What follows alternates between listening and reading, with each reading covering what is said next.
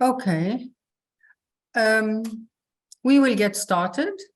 Good afternoon and Ramadan Kareem to all those joining us today. My name is Noha El-Mikawi. I am the Dean of the School of Global Affairs and Public Policy at the American University in Cairo. Glad to have you join our Tahrir Dialogue number 104. Our event today on Europe in a Changing World is an online-only event. Throughout the interventions of our speakers, whom I will introduce shortly, you are to write your questions in the chat room. We will not open the microphone for questions. I will summarize all the questions that I will be monitoring in the chat room, and I will read them out to the panelists during the question and answer session. We will have a hard stop of this session at 2:15. So I hope everyone will cooperate in being punctual. There will be translation of this session from English to Arabic and Arabic to English. If you need translation, kindly press the button interpretation down on your screen. Around the world, observers of global affairs are not sure whether the new era will usher liberal democratic dominance or reintroduce bipolarity with Cold War dynamics, or establish multipolarity with pragmatic, unpredictable, issue-based alliances. The new era certainly promises to be volatile. We have with us today two excellent speakers to reflect on those issues. And the School of Global Affairs and Public Policy at AUC intends to continue such reflections in the future from different regions around the world. Today, we are focusing on Europe, and we have with us Ambassador Frank Hartmann, who is Germany's ambassador to Egypt and the former commissioner for crisis management at the Federal German Foreign Office in Berlin. With us as well is Ms. Susie Dennison, Senior Policy Fellow at the European Council on Foreign Relations. Her topics of focus include strategy, politics, and cohesion in European foreign policy. Ambassador Hartmann and Ms. Dennison will help us better understand how Germany and Europe are defining their economic and geopolitical security in a changing world. With us as well, our distinguished Dr. Ibrahim Awad, Professor of Global Affairs and Director of the Center on Migration and Refugee Studies at the School of Global Affairs and Public Policy here at AUC. He will provide some of his reflections on the interventions of our distinguished guests. I'm so happy to welcome Ambassador Hartmann and Ms. Dennison to this round. Ambassador Hartmann, the German Chancellor tells us that a tectonic shift is taking place and a new era is emerging. What is this new era all about? And how will Germany bolster its security and that of Europe while fostering a peaceful, just international order? Over to you. Yeah, thank you very much, Professor Noha El-Mikawi. It's a great honor to be part of the Tahrir Dialogue. Of course, it would have been an even nicer pleasure if we could have met all together in person at your beautiful premises at Tahrir Square. And also a welcome to Ms. Susie Dennison and Professor Ibrahim Awad.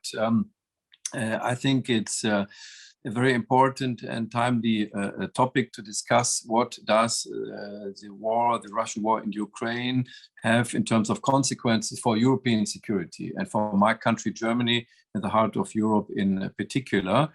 So I don't know whether you have read the article by Olaf Schulz or not in the Foreign Affairs, but I will take this as a basis and go through some of the main arguments, but I will tune it also because we've been in lots of discussions of this kind in Egypt about the war and the consequences of the war from a European perspective. And we have, of course, in the audience, the Egyptian perspective, and there will be lots of things to discuss. So I try to keep it shortly, and Ramadan Kareem to everybody now being at home in the midst of Ramadan. So what does Zeitenwende means, a tectonic shift, mean for us? The first year, the war have been enrolled since 24th of February 2022. What does it mean in terms of our interpretation from Germany and also from here? It is a tectonic shift. We have seen, and we are aware, and we are concerned that the whole rule-based international order is called into question. This war of aggression, as we call it, the invasion in Ukraine, was a blatant breach of the UN Charter, and namely by one of the permanent members of the UN Security Council. So the question is whether or not the UN will be paralyzed by that. It is, this is called into question. The efficiency of the UN system is at stake. It was the attempt, and it's still ongoing attempt, to change borders in the midst of Europe through a violent aggression, which we cannot accept. And this war in particular is a war against the sovereignty of another country. Even the pure existence of Ukraine is being called into a question, and it is an important step and a deplorable war against the civilian population. As we all know through the media, the civilian infrastructure has been heavily attacked and has been targeted by the Russians, and tens of thousands of deaths had to be deplored, and millions of refugees, including nearly 1 million refugees from Ukraine in my country, in Germany. So it is a humanitarian catastrophe in Europe. For us, this means definitely the end of the post-Cold War era in Europe, and we think worldwide. The 1990s and the early 2000s have been an era of relatively stability and peace in Europe. We have seen the German unification of 1990 coming peacefully about. The Iron Curtain came down, and we saw also a unification of Europe, not only unification of Germany, but the EU was enlarged, but in fact it was the return of the Eastern European countries to the family of Europe, which we appreciated very much in an era of stability as we saw it. And at the same time, we in Germany have tried to establish trusted and friendly neighboring relations with Russia.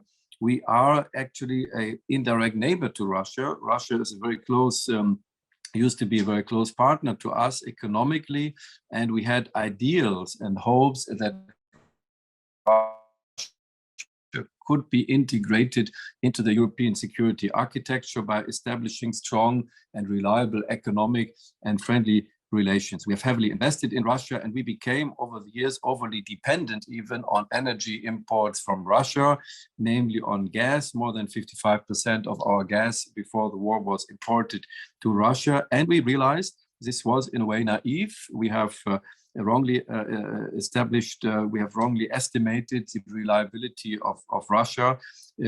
Some people say the previous Russia policy was a mistake. It was naive to believe that these relations would remain stable.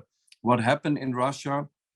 In 2007, President Putin, for the first time in the Munich Security Conference, said American posture is an American dominance in the world. He condemned the American foreign policy approach, and namely in Europe. In 2008, we had the war against Georgia. And in 2014, the invasion of Crimea, and of course, the splitting apart of the eastern Ukrainian provinces of Donetsk and Luhansk. And we, from the German perspective, have been heavily engaged to find diplomatic solutions to the eastern Ukraine issue through the Minsk agreement and what we call the Normandy format. So Germany, together with France, was actively involved to try to find a stable framework to get this conflict under control. But unfortunately, and eventually, this was not possible because Russia did finally not cooperate in this framework. And only 2 days before the war, our Chancellor, Olaf Schulz, traveled to Moscow, and President Putin lied at him and said, there will not be any invasions. This is just a posturing of threat to increase the pressure. But don't worry, there will not be a full-fledged war. And 2 days later, we know what happened. So the consequences of this invasion are a potential erosion of the multilateral system of the United States, of the United Nations.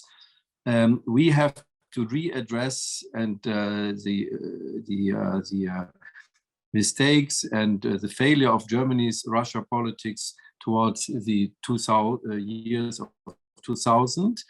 And it nearly brings to an end, or the question remains open, whether the OSCE process in Europe, which was established in 1975 to have a framework of security cooperation between East and West, the OSCE process of the Helsinki Convention, is still alive or not.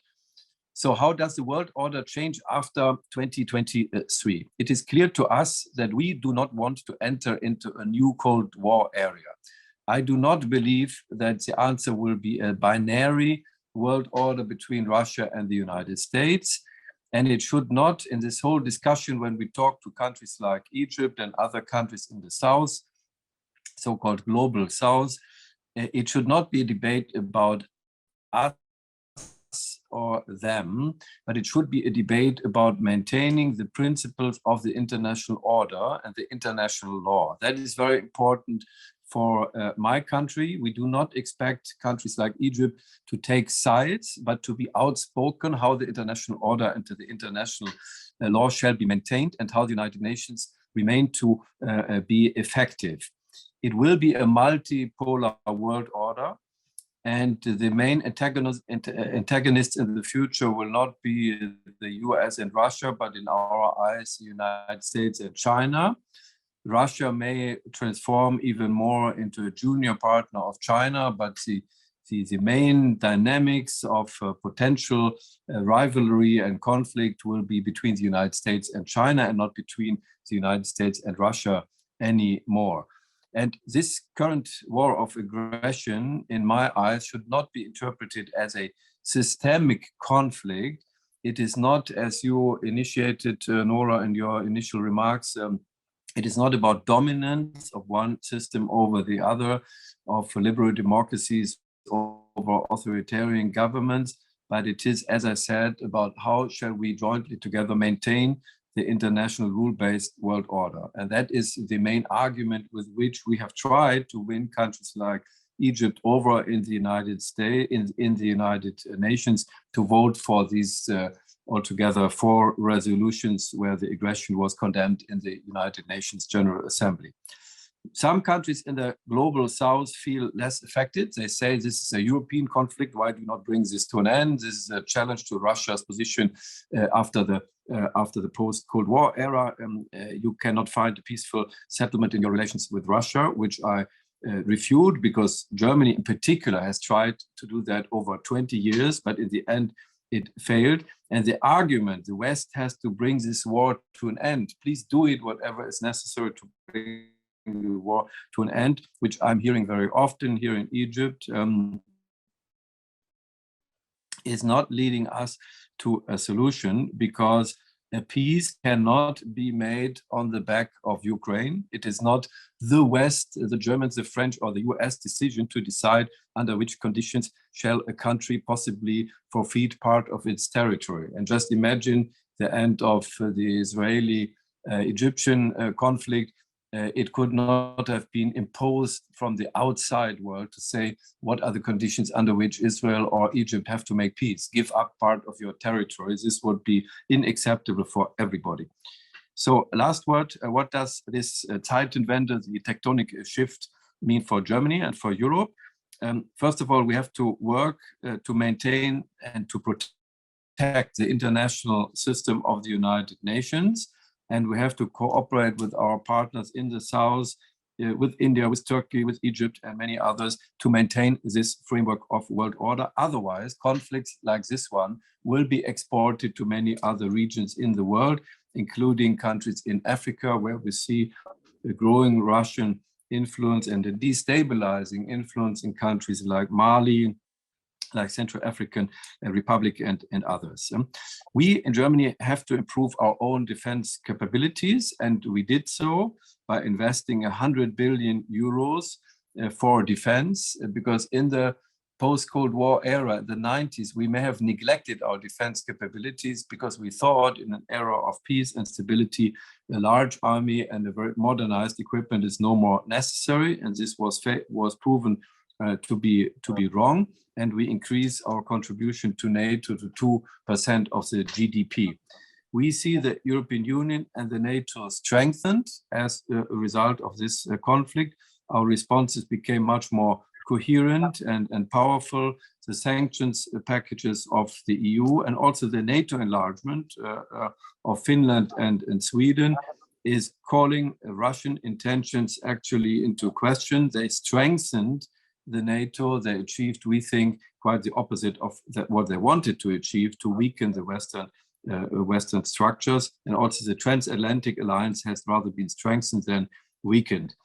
Our policy of arms export has been completely revised. There is a sea change of German export policy, because it was our main principle not to export into war-struck conflict areas.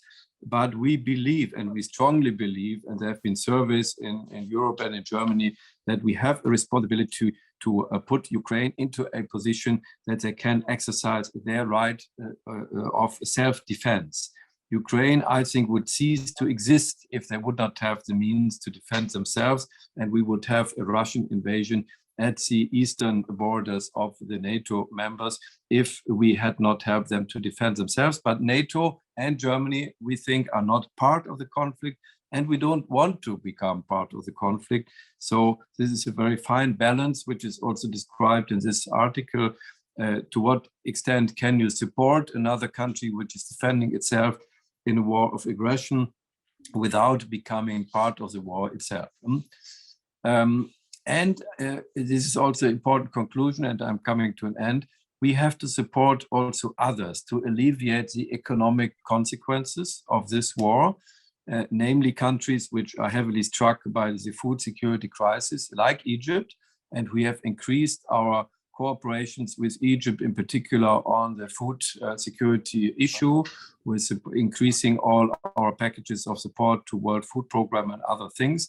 So we have to strengthen the resilience of countries in the south with the support also from our countries to deal with the consequences of the economic and financial crisis. And energy and gas in Europe, we have to diversify our energy supplies. We are not importing anymore any gas or oil from Russia. And this even intensifies our domestic boost to renewable energies, which we try to double from 40% in the energy mix to 80% by 2030. So this is also an economic and energy transition, which is even being accelerated by the stop of energy import from Russia. But we should not forget, of course, how do we bring this conflict to an end? We all have to seek solutions to this conflict. We have to contain a further escalation, which nobody wants. There have been talks about nuclear dimension of this, which we do not believe in, that we should embark into this discussion. And there are countries like China, Turkey, India, and others, and maybe also countries in the Arab League, who could play a stronger role in finding middle way grounds and dialogue and mitigate a kind of dialogue between Russia and Ukraine. But so far, Russia was not even willing to engage in any kind of a diplomatic solution if it is not under the conditions of a surrender by Ukraine. So we have to find solutions out of this crisis. We have to support the countries which are mostly affected, but we also have strengthened the European and transatlantic security and cooperation network.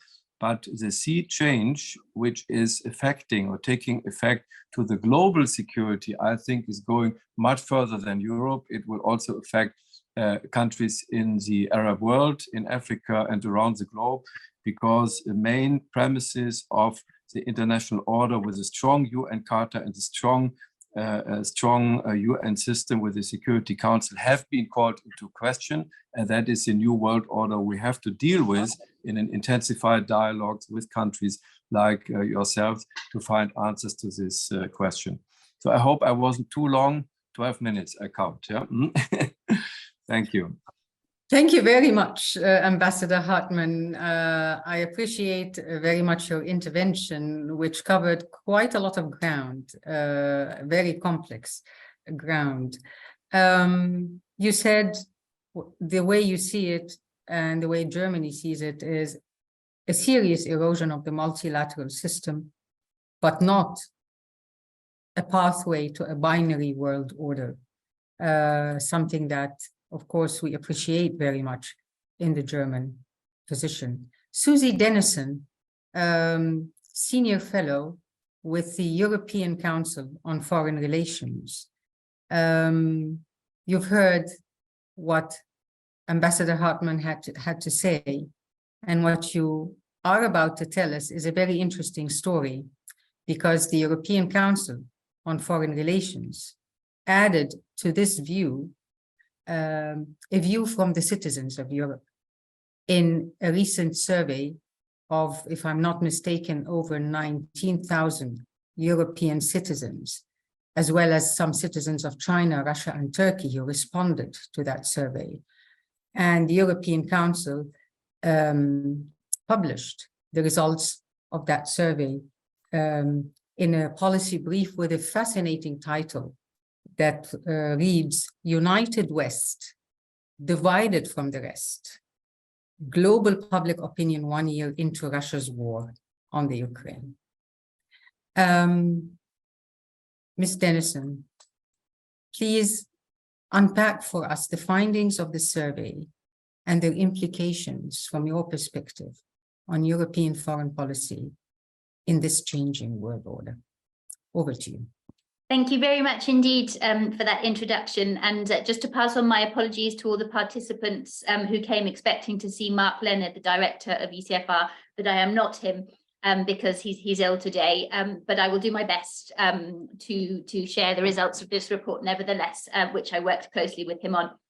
I think that a lot of what Ambassador Hartmann has laid out at a policy level is echoed in the public opinion survey that we carried out at the beginning of this year. So in January, indeed in 9 EU countries, the UK, and then China, India, Turkey, Russia, and the US. I'm going to, if I may, share my screen with you so that I can talk in a little more detail about those public opinion results. So just bear with me, and I will go through just a few bits and pieces of data.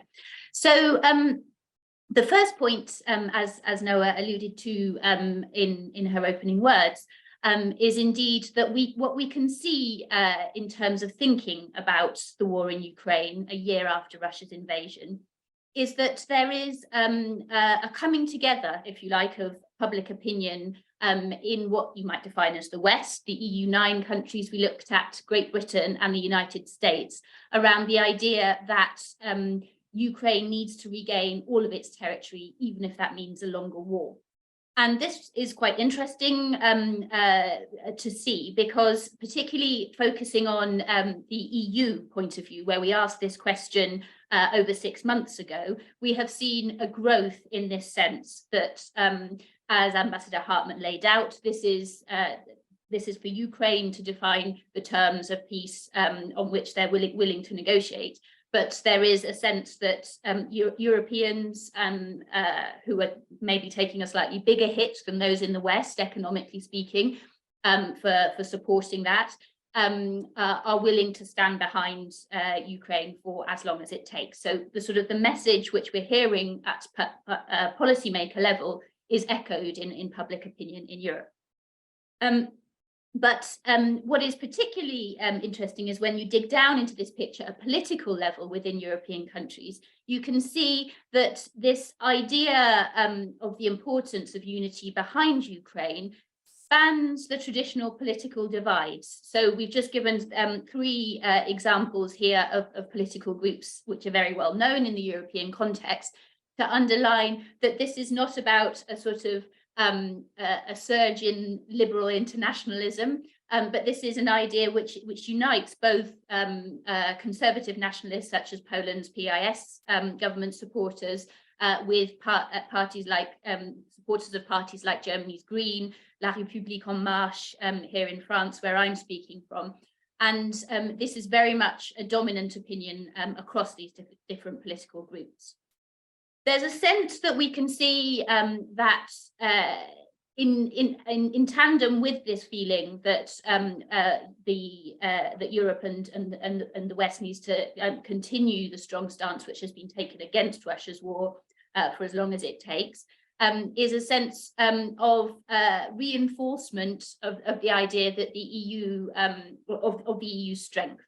And the slide that I'm showing you now details that, as you can see, in most of the European countries that we looked at, the majority opinion is that the EU is stronger or still strong coming out of this conflict. This also bears through into perceptions of the US in Europe. As you can see here, these are even stronger. This conviction of relative global strength. But there has been an important shift in terms of thinking about Russia for obvious reasons as a result of this, colleague. The question which I'm showing you here is as to whether or not people felt that for their country, Russia is an ally, a necessary partner with whom we have to work, a rival or an adversary. And as you can see, there's a very strong predominance of the opinion in the West that Russia is a rival or an adversary. The picture is very different in India, China, and Turkey, and I will come on to that very shortly. But this is the beginnings of the sense of where the West and other global players are perceiving this conflict quite differently. Just very quickly to finish on Russia and echoing the comments which Ambassador Hartmann was making about the process that has been going on of decoupling economically from Russia. There is still a very strong sense among the European public that we need to avoid buying any energy fuels from Russia, even if that means taking a hit on security of supply. I think it's clear that in Europe we've had a less difficult winter than some might feared, both weather-wise and in terms of our supplies holding up. And I think this has reinforced a sense, along with the perceived successes of the Ukrainian army in pushing back against Russia by Europeans, that we are on the right path and we need to stay on that path in terms of the decoupling and sanctions packages which have been put in place. However, there is a much more mixed picture when it comes to Russia, both within Europe and more broadly, on this question of whether or not the conflict has weakened Russia. And I wanted to just demonstrate this with this graphic here, because you can see that for some Europeans, and this pertains to some extent to geography within the EU, that a sense that a different perception on whether Russia is weaker or stronger as a result of this. And you can see particularly Estonia, Poland, and Denmark as the strongest countries, a real sense that Russia has been weakened, but much more mixed, nuanced views, largely in the parts of Europe that are further away from Russia. Coming on then to other global players, and I want to start out this section by commenting on the title of the report, which Noah alluded to, that it is, of course, shorthand for a much more nuanced picture. And I couldn't agree more with Ambassador Hartmann on the point that there is a broad range of views on almost any aspect of this conflict from different global players. So I think that firstly, one of the steps that we need to take in thinking about how we engage as Europeans in this environment is to think less in terms of the global south and more in terms of the individual relationships with the countries that we're working with in this multipolar world. So coming back to the first slide, what I want to emphasize here is the difference between India, Turkey, as well as Russia and China from the Western players in terms of their perceptions on how the war needs to end. There is a much stronger sense, which very much underlines what Ambassador Hartman has been hearing in his work in Egypt, that the conflict needs to end as soon as possible, and even if that means negotiating on the terms of that peace. And thinking about why the West is doing what it does in Ukraine, there are also quite distinct differences between the Western countries that we looked at and the non-Western countries, if you like. The prevailing sense in terms of why Europe and the United States stand behind Ukraine for Europeans is that this is about security primarily, and secondly, this is about defending Ukraine as a democracy. But as you can see, the largest answer in Russia, China, and India is this idea that what is going on is a defense of Western dominance of the system, or at least an attempt to do so. India is different here, and as we will see as we go through the data, there are a number of places in which India is different, but there is more of a sense from Indian respondents that this is about defending democracy. I think the second interesting finding around this picture is that we asked the question in this poll on which countries come closest to having a real democracy. And what you can see from that is that the West is not understood to have the last word on democracy, and therefore be in a position to defend democracy in a lot of the other settings that we looked at. There is a strong view that in China, India, and it's the predominant view in Turkey as well, that their own country comes closest to having a real democracy. Now, obviously, we can ask the question about whether respondents in all of these settings, given the timing that this survey took place, are responding in the way that they feel they should respond, or with genuine conviction. I think that's particularly true in China, because I should note that the survey took place when there was a lot of anti-COVID demonstrations going on and the crackdown. So there's a lot of tension around this question. But nevertheless, I think it's interesting data to feed into this broader picture.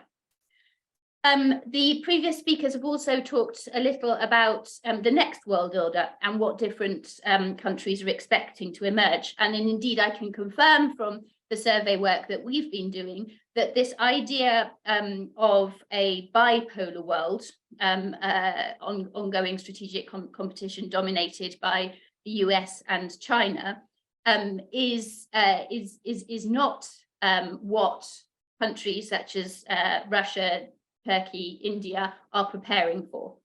Rather, they see the likely scenario in 10 years as being a much more even distribution of global power among multiple countries, and a sense that things are shifting, that this will no longer be a bipolar scenario. And just to go into a little detail, I think, on India and Turkey, because they're particularly interesting, as others have highlighted in this context. There seems to be in the data a certain confidence in these countries about dealing with that multipolar picture, which one perhaps doesn't perceive as much in the countries of the West. I'm showing you here the data about how Turkey sees other powers and how other powers see Turkey. So this same question on whether or not others are allies, partners, rivals, or adversaries.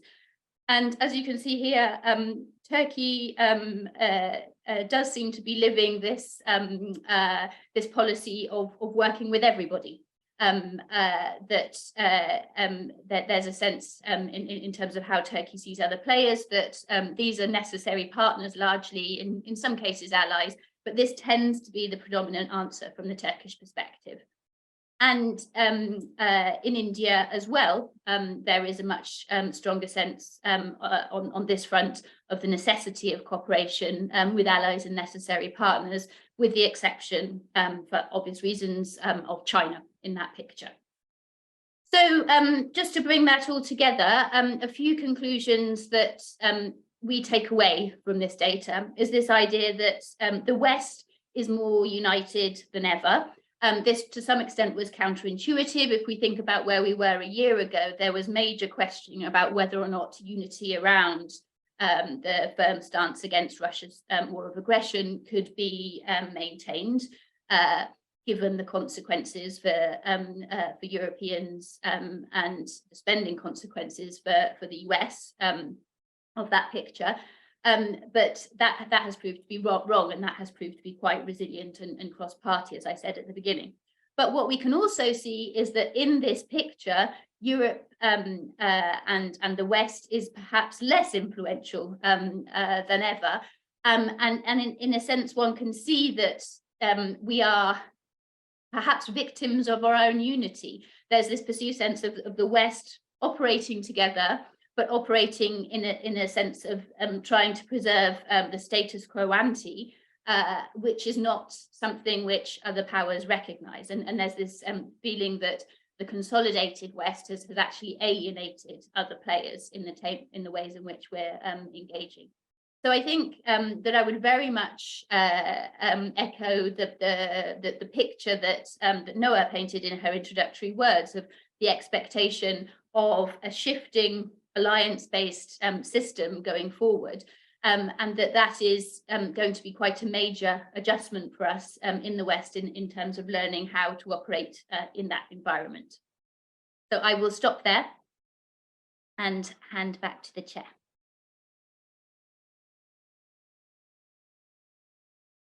Thank you very much. I know that this is a very rich survey, and you've done a marvelous job, Susie, in giving us some very interesting findings, with also a very interesting final implication, a united Europe that seems, at least from this survey, to be less influential and needs to get ready for a world that has very volatile and shifting alliances. I think all countries around the world need to get ready for such alliance volatility moving forward.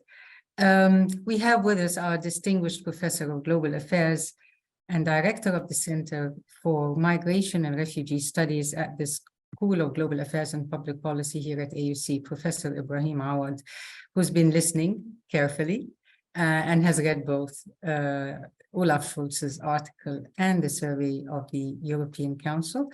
And we're all ears, Professor Ibrahim Awad, to listen to your reflections. Over to you. Thank you very much, Noah, and I wish to thank Ambassador Hartman and Ms. Dennison. The article is extremely interesting, and the survey also reveals, brings out findings of great importance. I think that the grave concern shown by Germany is justified.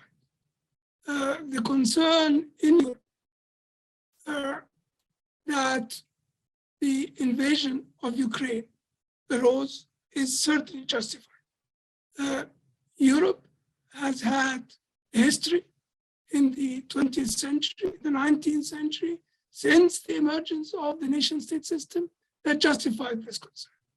Tens of millions, no other continent has seen the massacres that Europe has witnessed, and therefore Europe is keen on avoiding any cause for the repetition of the tragedies that it has witnessed.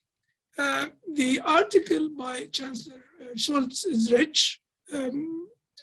Many aspects can be commented upon. However, for the sake of time, I will focus on one argument that was repeatedly emphasized, and justifiably so, by Ambassador Hartman and by the article, which is that the invasion is an erosion of the multilateral system, of the UN system, and of the rules-based international. There is no question that the invasion is a violation of international law, is a violation of, and specifically, as the article says, of the article on the principles of the UN Charter, in particular, paragraph 4, which is about refraining from the use of force or the threat of use of force. It is also a violation of the paragraph on the respect of the sovereignty, on the equal sovereignty of all states. There is no question about that. And I think in this region where we are particularly sensitive to that because sovereignty has been violated in our region, because force has been used in our region, because multiple aspects of ignoring these principles have been witnessed in the region. So there's no question about that. And therefore, the invasion should be clearly condemned. Now, the international order has not been always very respected by the parties that defend it now. So, and this is a weak point in the position of the West, as the survey calls it, or the transatlantic alliance. And this is, I think, what may explain the hesitation by countries in the North. Last year, you had a resolution of the General Assembly, and this year you had the same resolution and almost the same majorities. However, when a draft resolution was submitted to the Council on Human Rights, the vote was different. So there is a sort of hesitation on the part of countries of the Global South, because there have been examples of rules that have been ignored. We have several invasions by the United States in Grenada, for instance. You have the interference in Chile in the 1970s. But you have in this region also the annexation of Golan. I know that Europe does not recognize the recognition of the annexation of Golan, but the United States does recognize and bestows legitimacy on the annexation of Golan. The same applies about the policies of Israel in the region, the intervention, the invasion of Iraq in 2003. Of course, Germany was against, and this is recognized. And the Security Council did not authorize this intervention, and this intervention was obviously against all rules of the international order and of international law. So I think this is what weakens the position of the transatlantic alliance. And so you have a tension in the Global South. You have a tension in the Global South, in this region, between condemning the invasion, no question about that.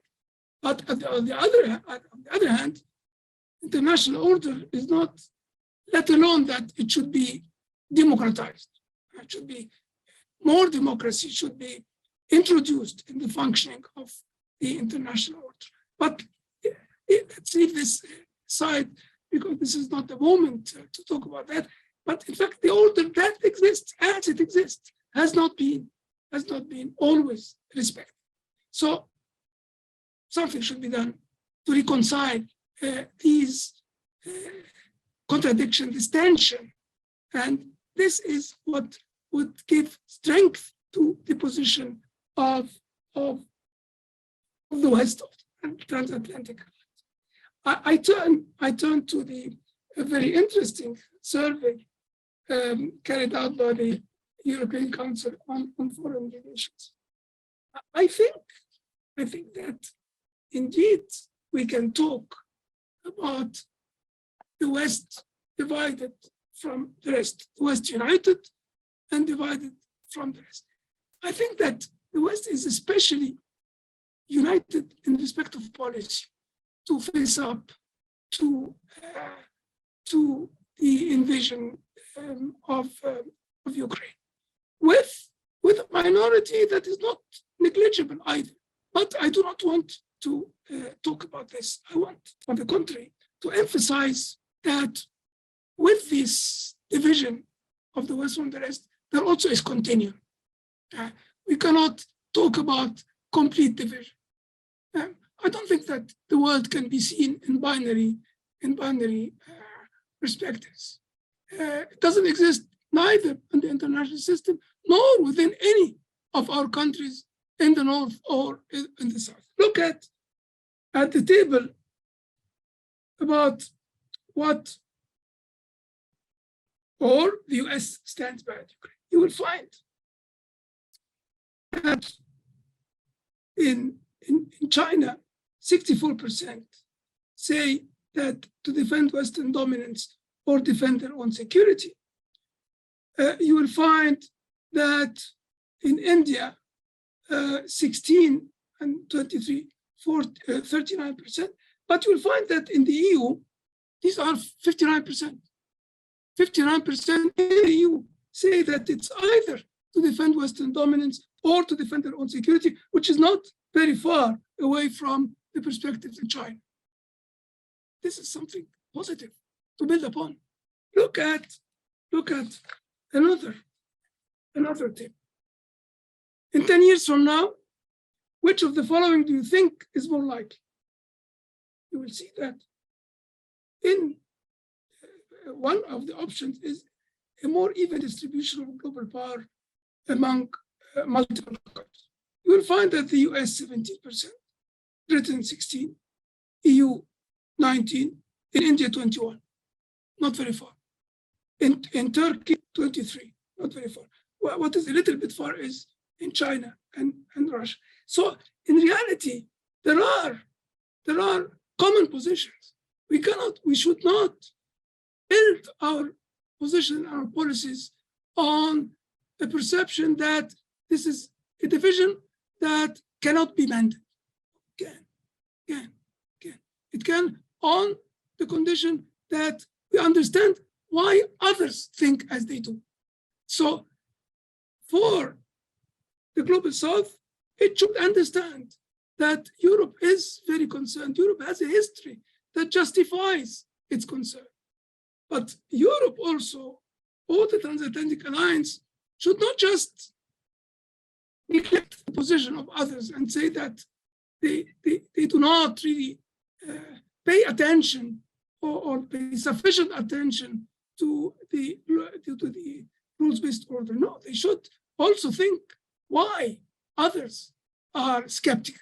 Why others are skeptical when they see the reception of Ukrainian refugees, and it's a good reception, and I think they should enjoy this reception in Poland and other countries. They should absolutely. Why is it that different? You've made some excellent points, and I would like to add, for the sake of Ambassador Hartmann and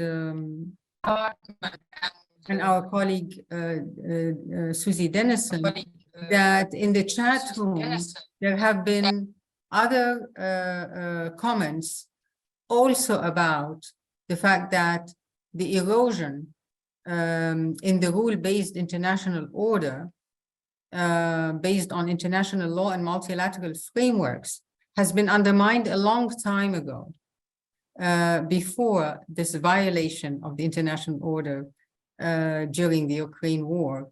And that is, as Dr. Ibrahim was also indicating, is adding to this lack of understanding and sometimes appreciation of why the uproar now, when that international order was violated and attempts at eroding it were happening much earlier. So this is something that is coming up in our chat room.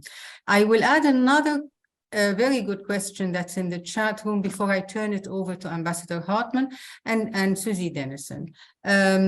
again, another question from our professor of practice for global affairs, Karim Haggag, that there seems to be little thinking, at least coming through in today's intervention, of how to integrate Russia in an inclusive European security architecture after the war. And if we do not see that thinking coming through, there is, of course, the threat that this war will reproduce itself several years down the line. So, Ambassador Hartman and Susie Dennison, please add this to your reflections. How is Europe planning to integrate Russia in an inclusive European security architecture moving forward? Let's start with Ambassador Hartman and then move on to Susie Dennison. Over to you, Ambassador. Okay, thank you, Noha. There are lots of aspects I could reply on now, but I try to limit myself to a few observations and ideas. Yeah. On one hand, we saw from the survey, the West is getting more coherent on its positions in this Ukraine war. And there may be the conclusion that the Western structures are being strengthened, but I would remind ourselves the West is not the West. What is the West? We also have to look in a more differentiated way. There is the United States, there is the European Union, there is Germany and France, and there is Great Britain and others. There is no such thing as a completely unified West, and we should not develop a cliche in this conflict, the West against the Russian Empire, but it is much more differentiated. We have had different opinions in other conflicts, like the Iraq War. Germany, for example, did not participate in the Iraq invasion. And these are details I often have to correct here in my discussions with Egyptians when everything is being put into the same basket. And yes, there have been injustice in other conflicts before, of course, and we have to concentrate very much in these days on the situation in the Middle East, on Israel's relationship with the Palestinians, the question of a two-state solution, which is growing even further into the non-achievable future. But one injustice does not justify another injustice. Yes, it may be that we Europeans see it very much from this Ukraine angle. We have to concentrate and to listen more to the global south. It is correct what Professor Ibrahim Awad said, but we cannot nullify one injustice by the other. Our focuses are different, but we have to listen also to the concerns and the worries about their regional security to the countries of the global south. And I would also like to pose the question, we saw in the survey by the ECFR, the question of whether Russia is getting stronger or weaker. I would like to counter ask you and the audience, what do you expect in the future from Russia? What do you expect from Russia's role in the Middle East and in Africa? We think that Russia's role is being, by the tremendous economic difficulties on the longer term, rather being weakened. We see China's position much, much stronger than Russia's. And Russia is doing a very good job with their narrative that they play a strong, apparently they would like to play a very strong role in this region. But what do countries like Egypt expect from Russia in terms of economic support in a crisis? And I think there is not much to expect from them in such a situation. So more differentiation. What is the West? Other conflicts, as I said, not everything can be put in one basket. And how is the world order to look like, or how can Russia be reintegrated in the European security architecture? It's a big question, Professor Haggag. I cannot answer. What is sure to me is what will not happen. We will not go back to the status quo ante. There will not be such a strong interaction economically and interdependency between the western part of Europe and Russia than before the crisis. We will not get back our 20 million euro investment in Russia, which is basically down to zero. Russia will not easily be reintegrated in an economic architecture or energy cooperation network with Europe. The trust has completely eroded, and the belief in institution is also being put at stake here. So I cannot answer this question, but we thought that the OSCE framework of 1975 is the larger framework. But even that is being called into question. So we have to start, I'm afraid, more or less from scratch to redefine our relations with Russia. But you are right, it cannot be an antagonistic relationship forever in the future because we remain neighbors. We have Poland and Ukraine and Belarus in between, but in fact, you can go by car from Berlin to Moscow in one day in peaceful times. So we have to come to terms with our relations with Russia, but in the end, it needs two to tango.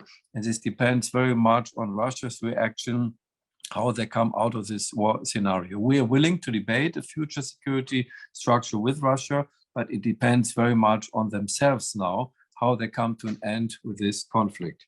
So far from me for the moment. Thank you very much, Ambassador Hartmann. Susie Dennison, over to you.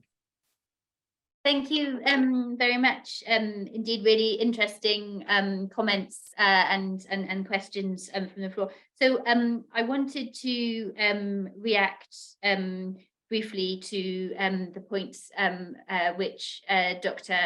Ibrahim Awad was making just before he broke up about the fact that there is, in the same way as there is, there are subtle differences in the data between different parts of the West and different parts of the global South. There are also areas of commonality, which I was not highlighting. And I think for me, that is both absolutely true and ought to be the basis of the way that we're thinking about an alliance building in the new order that is emerging right now. I don't mean that we ought to be all looking at ECFR data. I'm sure there's plenty of other sources that we could be using, but it is exactly that process of understanding what sits behind the positions which different states take on different issues, and looking at where we can come to agreement and where there is a desire to work together on different things. And just to take an example, I think that a lot of diplomatic energy was, I know, put into the UN General Assembly resolutions around the war in Ukraine and trying to sort of corral a collective position, and by diplomats. And I think that what was quite striking in the aftermath of some of those that didn't go as successfully as we might have hoped was this sense of needing to understand what went wrong around that particular story. I think what we increasingly need to get used to is understanding that there is no one story in this international picture now. There are a multitude of different stories which we need to understand. And to respond to the question in the chat as part of this, I think we need to understand what baggage we're bringing to the table, and whether or not we are always the most effective voice as Europeans on certain issues. But we also need to understand that where there are areas of common interest and where we have potentially more leverage if we work differently as part of a broader conversation with different powers. So I think I agree very much with this idea that we are in some aspects part of the problem when it comes to the defense of the existing international order, that we are up against a perception, and I completely take the point from Ambassador Hartmann that is not necessarily correct always to talk about the whole of Europe when we're thinking about Kosovo, when we're thinking about engagement in Iraq and elsewhere. But nevertheless, I think that perception is there, and it's the perception that we're dealing with. But I think where I would disagree is with the premise of the question. How do we respond to that to shore up the existing order? My sense is that we need to think differently, and we need to understand that this is a reordering moment.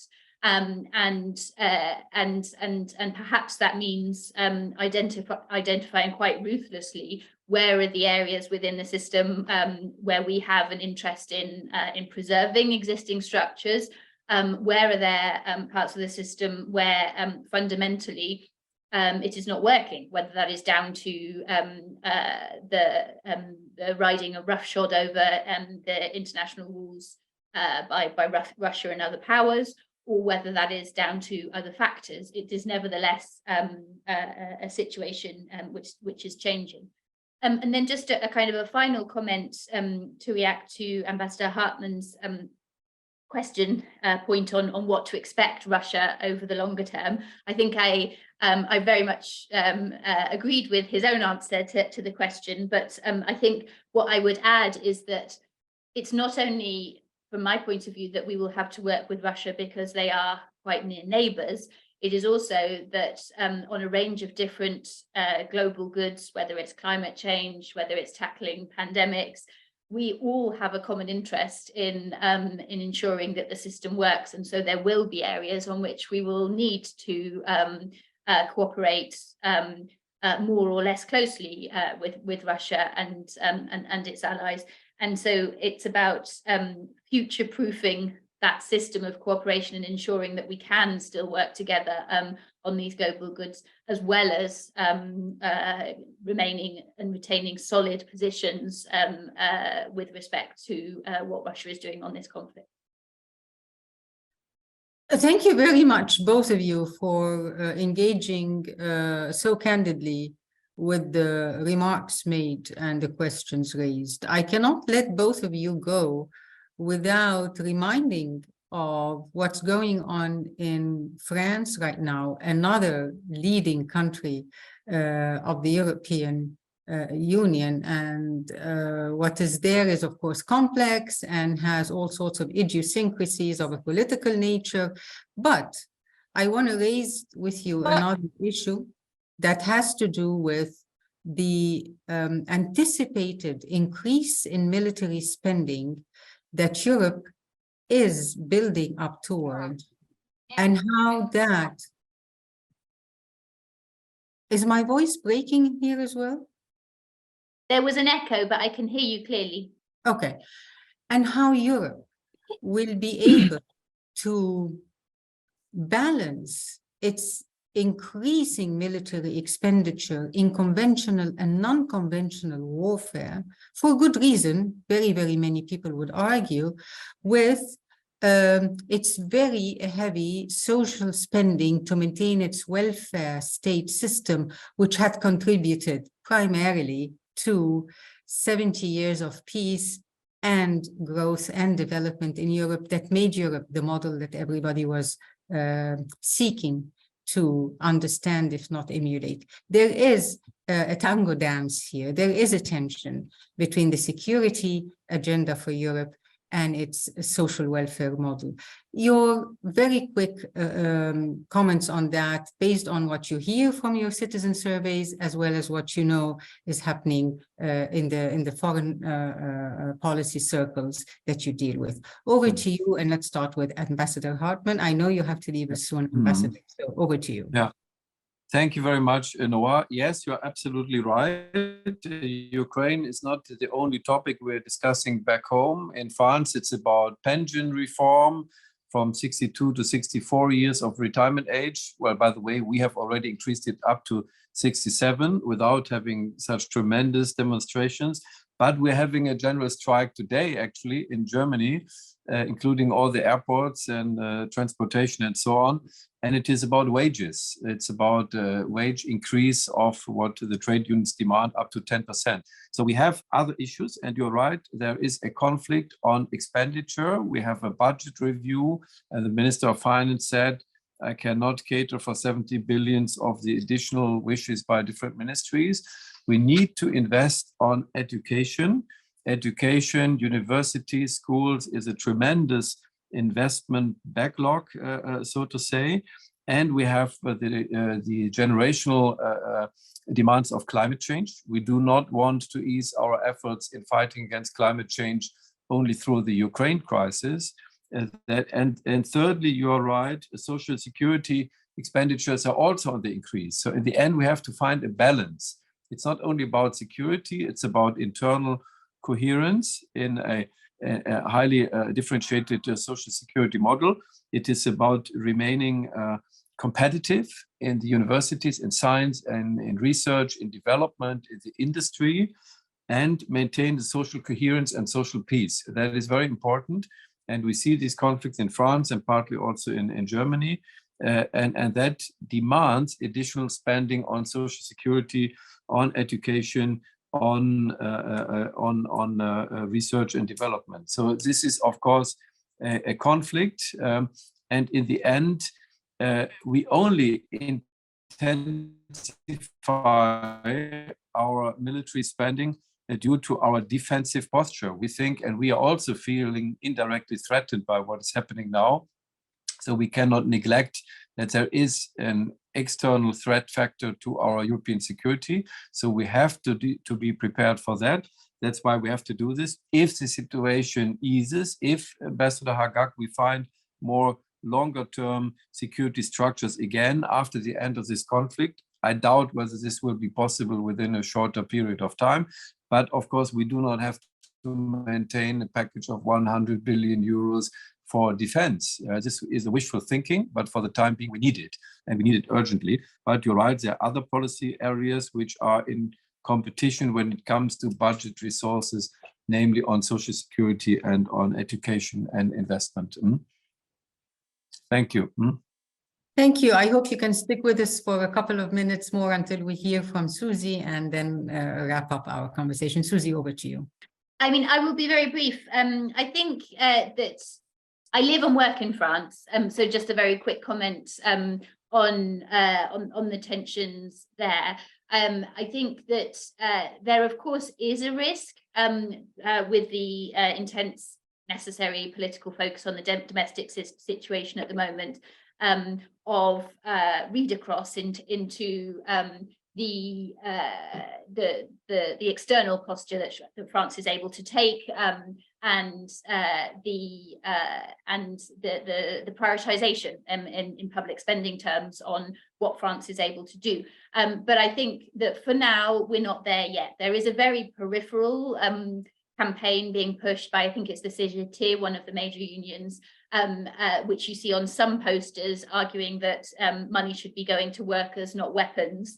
But for now, this is very peripheral to the debate. And my sense is that there is a broader concern, which Ambassador Hartmann rightly said, is about security among the European public. But I think there is also a broader sense of what security means. And we're hearing more and more about this idea of economic security, the necessity of building up resilient systems in order to be able to operate in a world in which everything can be weaponized. And we're seeing that happen in the case of the Russian conflict. So my feeling is that this is, of course, all wrapped up together. But I think it's sort of incumbent on political leaders to build that clear narrative about how these things all fit together, and the necessity of our ability to take strong positions on the international stage in order to shape a rules-based system in which Europeans can survive and thrive, and how that fits into the economic dimension for citizens. Thank you very much. We are coming to the end of our session today. Definitely, we have scratched the surface of a very complex topic. We would like to return in the coming weeks to questions raised in this session on how will Europe define its security framework moving forward? How will Europe reconcile that with its social cohesion agenda, which has been so paramount in maintaining peace and unity in Europe for the past years? And a very important point you mentioned, which will be my final point for today, that the division that we see between Europe and some of the rest of the world is also reflecting in media and new media narratives. So understanding the dynamics of the media narrative moving forward in a multipolar, equal, just world order will be of paramount importance. I hope we will have Ambassador Hartmann and Susie Dennison and the rest of the colleagues from the European Council with us in future conversations, because today was just the beginning.